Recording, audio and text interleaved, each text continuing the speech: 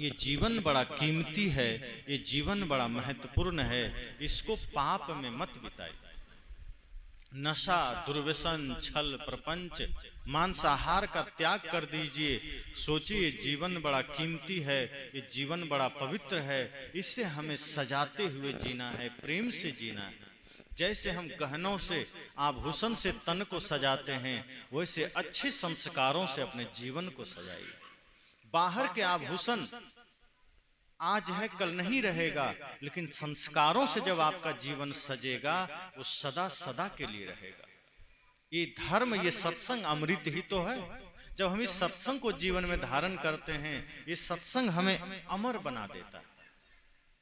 इसलिए सदगुरु कबीर बड़े ही बारीकी से हम सबको ये सीख देते हैं, ये संदेश देते हैं कि ये शरीर में रह करके आप अहंकार मत करना, अभिमान मत करना, घमंड मत करना।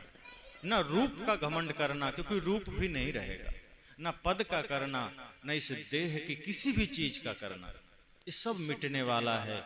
सत्य केवल आत्मा है, सत्य केवल आपका चेतन राम है, उसी में मन को लगाइए और वही आत्मा जो सबके अंदर बैठा है उसी के प्रति भाव रखिए, सबके प्रति सेवा का भाव, सबके प्रति प्रेम का भाव, क्योंकि जब यहां से जाएंगे तो कोई साथ नहीं देगा। मरघट तक ही सब साथ देगा, उसके आगे कोई साथ नहीं देगा।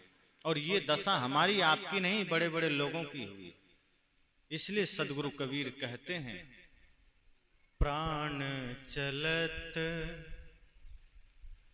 काया कह रोई,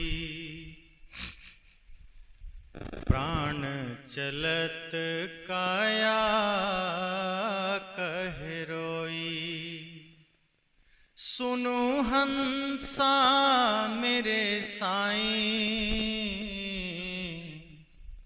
तुम तो हंस चले घर अपने, तुम तो हंस चले घर अपने, हम कहाँ जायब बिगोई,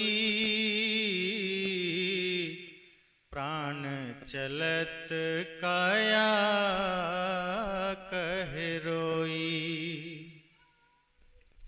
काया पाय बहुत सुख किन्हा, काया पाय बहुत सुख किन्हा, नित उठी मल मल धोई, नित उठी मल मल धोई, सो तन छिए छार होई जई हैं, सो तन छिए छार होई जई हैं, नाम ना ली है कोई, प्राण चलत काया कह रोई, सुनो हंसा मेरे साईं, तुम तो हंस चले घर अपने, हम कहाँ जायब बिगोई, प्राण चलत काया कह रोई, प्राण कहत सुन काया बोरी, प्राण कहत सुन काया बोरी, मोर तोर संग न होई, मोर तोर संग न होई, तेहि अस्मित्र बहुत मैं त्यागा, तेहि अस्मित्र बहुत मैं त्यागा, संग ना दिन्हा कोई, चलत काया कह रोई, प्राण चलत काया कह रोई। लट छिटकाए तिरिया रोवे, लट छिटकाए तिरिया रोवे। बाह पकड़ के भाई, बाह पकड़ के भाई, आंगन बैठ के माता रोवे, आंगन बैठ के माता रोवे। हंस अकेला जाई, प्राण चलत काया कह रोई।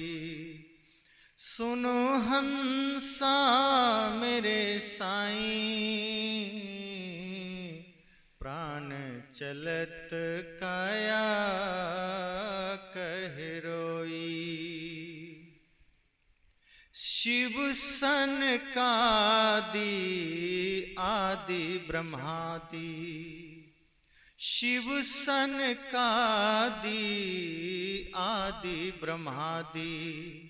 शेष सहस्त्र मुख होई, शेष सहस्त्र मुख होई।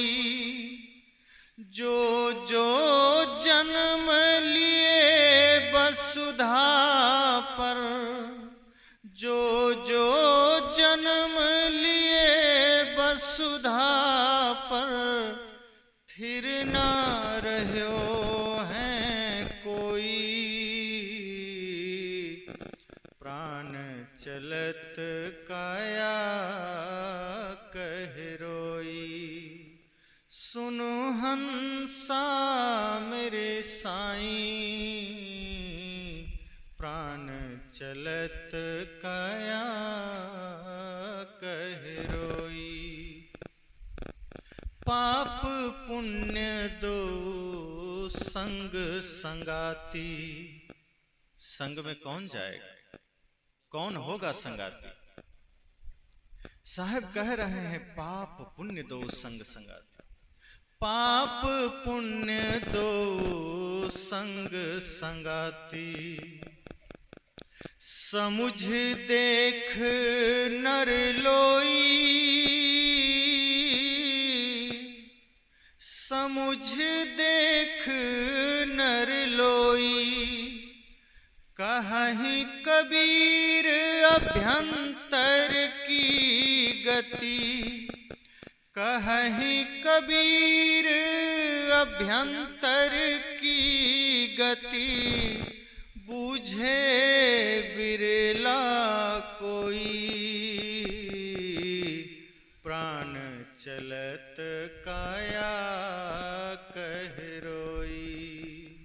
सुनो हंसा मेरे साईं, प्राण चलत काया कह रोई। प्राण चलत काया कह रोई। सदगुरु कबीर इस पद के माध्यम से वो सारी सच्चाई बता देते हैं जो मैंने अभी सदगुरु कबीर के ही पद से कहा। साहब कहते हैं ये प्राण कह रहा है, प्राण चलत काया कह रोई।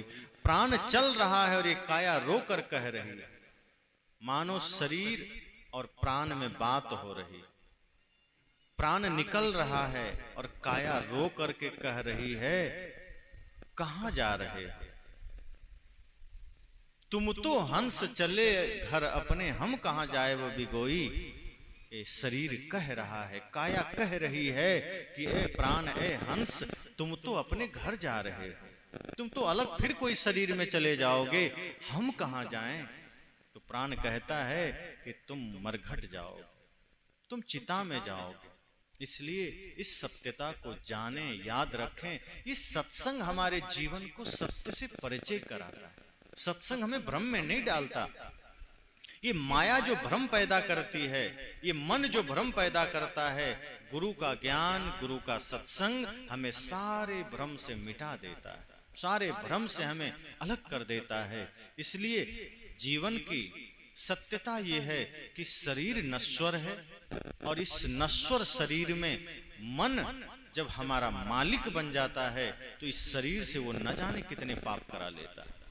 मन यमराज बन करके हमसे तमाम बुरे कर्म करा लेता है और सजा हम भुगतते हैं। इसलिए सजग रहें, सावधान रहें। आप मालिक हैं, मन को मालिक मत बनने दीजिए। जब मन मालिक बनेगा तो भाई से झगड़ा होगा, जब मन मालिक बनेगा तो पड़ोसी से झगड़ा होगा, जब मन मालिक बनेगा तो आपस में घर में झगड़ा होगा। इसलिए आप मालिक रहेंगे, आत्मा मालिक रहेगा तो घर में कभी झगड़ा नहीं हो सकता। फिर उस घर में कभी हिंसा का कोई भाव नहीं रहेगा, वहां प्रेम का भाव रहेगा, वहां सत्य का भाव रहेगा।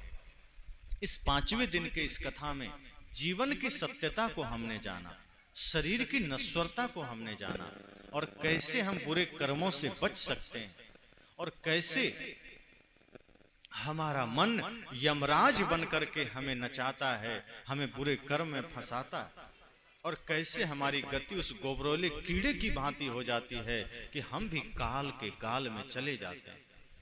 ये भक्ति ही एक सहारा है, ये सत्संग ही एक सहारा है, गुरु का ज्ञान ही एकमात्र सहारा है। इसलिए कहते हैं जीवन में जब तक गुरु नहीं, जीवन शुरू नहीं। इसलिए कुछ हो ना हो, जीवन में गुरु जरूर करना, जो आपके डूबते हुए नैया को किनारे लगा सके, जो आपके भटकते हुए पतंग को रास्ते पर ला सके, उसकी डोरी अपने हाथ में थाम सके, आपके भटकते हुए मन को ध्यान के द्वारा सही दिशा दे सके। इसलिए गुरु संत आवश्यक हैं, और उनके जीवन के आदर्शों को, उनके कर्म को जब हम अपना कर्म बना लेते हैं तो हमारा जीवन भी सुखी हो जाता है। तो इसलिए 5वें दिन की कथा में हम सब ने मैं कौन हूं ये जाना, शरीर की सत्यता को जाना, सच्चाई को जाना, नश्वरता को जाना, कैसे हम इस शरीर में रहकर भजन भक्ति सेवा से थोड़ी उम्र में भी हम मोक्ष पा सकते हैं, अपना सारा काम करके जा सकते हैं, और कैसे हम मृत्यु से निर्भय हो सकते हैं। ये सारी बातें हमने जाना। तो अब थोड़ी देर में आरती होगी, आप सब आरती में जरूर भाग लीजिए। कहते हैं ना, सत्संग आप कितनी भी देर सुने, लेकिन जो आरती होती है अंत में वो पूर्णाहुति है। उस सत्संग की एक तरह से सफलता है। श्रद्धा से, भाव से जब आप समर्पित होकर गुरु में माता पिता का भाव, गुरु का भाव करते हैं, तो उस वक्त आपके समर्पण का आनंद आपको मिलता है, उसका लाभ आपको मिलता है। और जब समर्पित होकर के आप सदगुरु संतों की आरती को स्वीकार करते हैं, आरती का मतलब क्या है? प्रेम।